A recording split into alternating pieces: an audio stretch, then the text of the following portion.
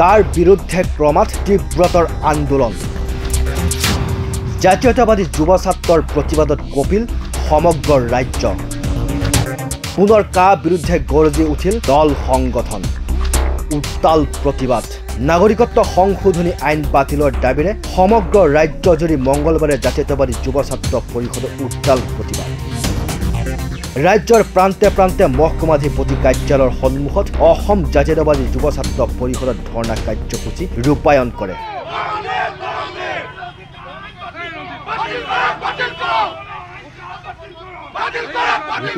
পুনৰ নাগৰিকত্ব সংশোধনী আইন বিৰোধী প্ৰতিবাদেৰে সাব্যস্ত কৰিছে উত্তাল প্ৰতিবাদ মহকুমাধি কাৰ্যালয়ৰ সন্মুখত অসম জাতীয়তাবাদী যুৱ ছাত্ৰ পৰিষদে কা বিৰোধী আন্দোলনৰ ধাৰাবাহিকতা অক্ষুণ্ণ ৰাখি 2019 চনৰ পৰা যি কা বিৰোধী আন্দোলনৰ ধাৰাবাহিকতা অক্ষুণ্ণ ৰাখি পুনৰ আকৌ কা আন্দোলন আমি আৰম্ভ কৰিছোঁ আমি ভাৰত চৰকাৰক জনাই দিব বিচাৰিছোঁ অসম চৰকাৰক জনাই দিব বিচাৰোঁ কা অসমত নালাগে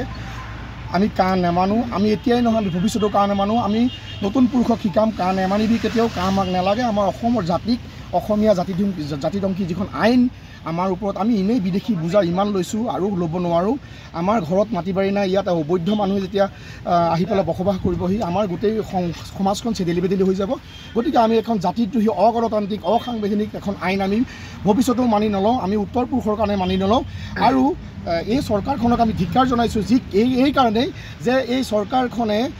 মহামান্য উচ্চতম ন্যায়ালয়ত চলি থকা গোচৰকো তেওঁলোকে মানে গুৰুত্ব দিয়া নাইকিয়া গুৰুত্বহীন হৈ গৈছে মহামান্য উচ্চতম ন্যায়ালয় তেন্তে উচ্চতম ন্যায়ালয় ভাৰতবৰ্ষত নালাগে আইন গভৰ্ণমেণ্টখনে তৈয়াৰ কৰক আইন গভৰ্ণমেণ্টখনে চলাওক তেন্তে আইন পদ্ধতি নালাগে ৰাজ্যজুৰি হাজাৰ হাজাৰ প্ৰতিবাদকাৰী ওলাই আহি হাতে হাতে প্লে কাৰ্ড লৈ বিভিন্ন চৰকাৰ বিৰোধী শ্লোগানেৰে উত্তপ্ত কৰি তোলে পৰিস্থিতি তাৰমানে আমি ইয়াতে 2017 চনৰ পৰা এই কামৰূপ পলিটেকনিকত আমি চতুৰ্থ বৰ্গ কৰ্মচাৰী হিচাপে কাম কৰি আছোঁ আৰু আমাৰ লেখীয়াকৈ অসমত 11খন পলিটেকনিক আৰু 2খন ইঞ্জিনিয়াৰিঙত আমাৰ চতুৰ্থ বৰ্গ কৰ্মচাৰীখিনি ঠিকাভিত্তিক কাম কৰি আছে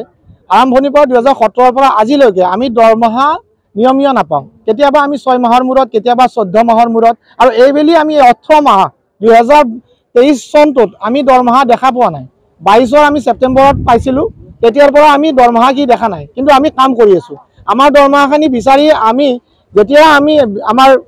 শিক্ষানুষ্ঠানখনৰ মানে সঞ্চালক মহোদয়ৰ ওচৰত আমি আবেদন লৈ যাওঁ আপত্তি লৈ যাওঁ তেখেতে কয় হৈ আছে হ'ব আমি সোমাব পৰা নাই ভিতৰলৈ আমি বাহিৰতে ধূলি ৰখি আছোঁ গতিকে এইটো কথা আৰু অসুবিধাটো নিশ্চয় হৈছে বন্ধ হোৱাৰ কাৰণে কৰি আছে আমি শুনি আছোঁ তেওঁলোকে বহুত দিনৰ পৰা তেওঁলোকৰ দৰমহা পাতি পোৱা নাই আৰু তেওঁলোকে নিষ্ঠাভাৱেই কাম কৰি আছে বিচাৰোঁ